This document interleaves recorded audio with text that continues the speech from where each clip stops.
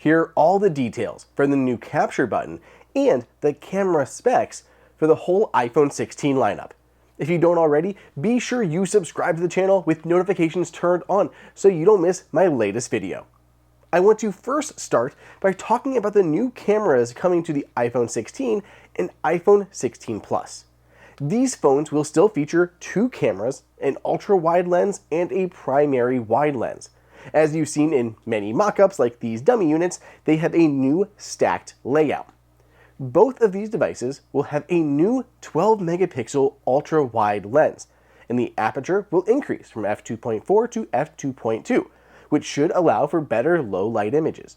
We will also gain macro support here too for the first time on these entry-level phones. The 48 megapixel primary sensor looks to be staying the same with an f1.6 aperture and optical quality 2x 12 megapixel telephoto resolution. Looking at the iPhone 16 Pro and the iPhone 16 Pro Max, they still have three cameras located around back. The ultra wide is getting the biggest update. It's now a 48 megapixel sensor. Pixels will be 0.7 micrometers wide or 1.4 micrometers when used as a quad pixel, which is the same size as they are today on the iPhone 15 series. And they will again have an increased f2.2 aperture from an f2.4, again allowing in more light to result in faster shutter speed and less grain in low light situations. This is overall going to allow for much improved ultra-wide images. Just how Apple combines 4 pixels into one with the primary camera, it will do the same now for the ultra-wide. When combining the data from multiple sensors, the phone will be able to collect much more data for your images. As for the telephoto lens, it will be the same 12 megapixel f2.8 shooter we had on the iPhone 15 Pro Max, but now will be coming to the smaller iPhone 16 Pro as well. Two other details that we've learned. First, Apple will be supporting a new codec this year, JPEG XL. This will likely join the RAW and HEIF formats that it supports now. Second, the new Pro phones will support 3K at 120 FPS with Dolby Vision.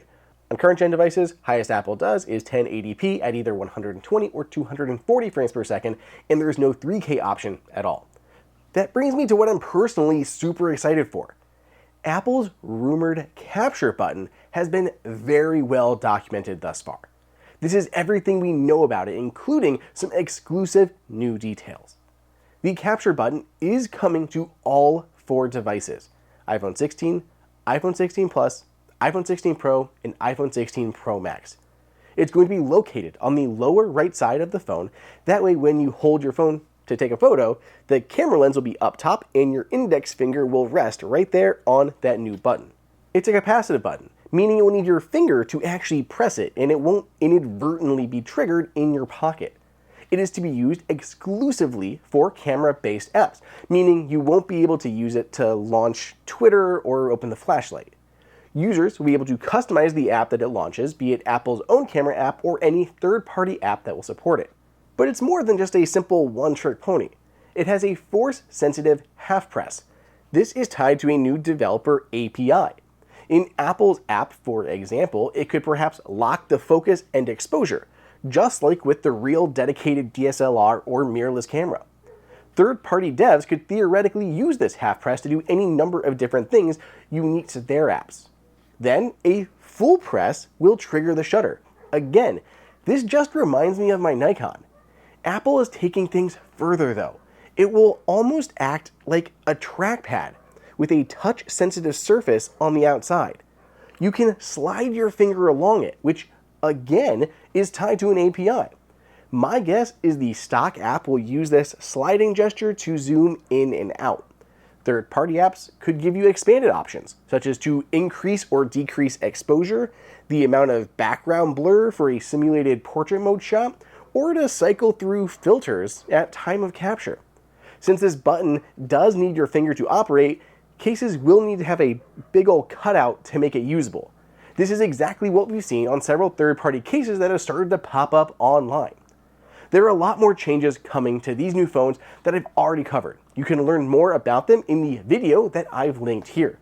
As a brief summary, the two Pro phones will have slightly larger screens with smaller bezels on the front. The entry-level phones will be getting the Action button that arrived on 15 Pro and 15 Pro Max.